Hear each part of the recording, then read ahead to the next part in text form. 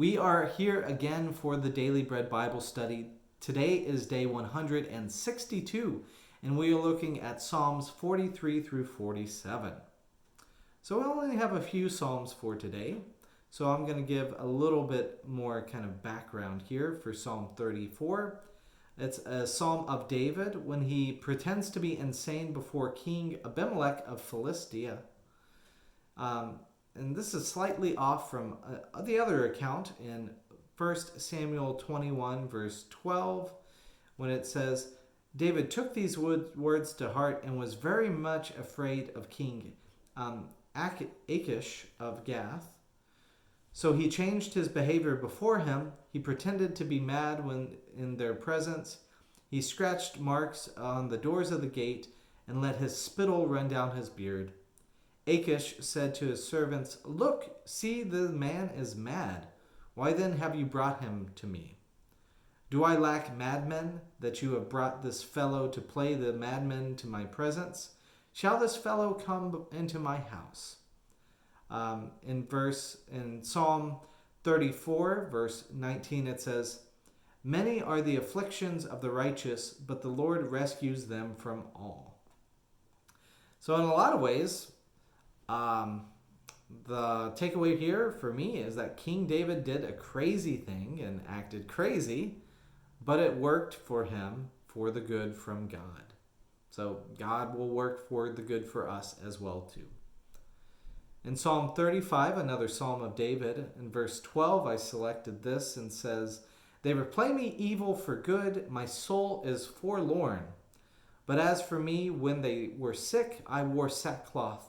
I afflicted myself with fasting. I prayed with head bowed on my bosom, as though I grieved for a friend or a brother.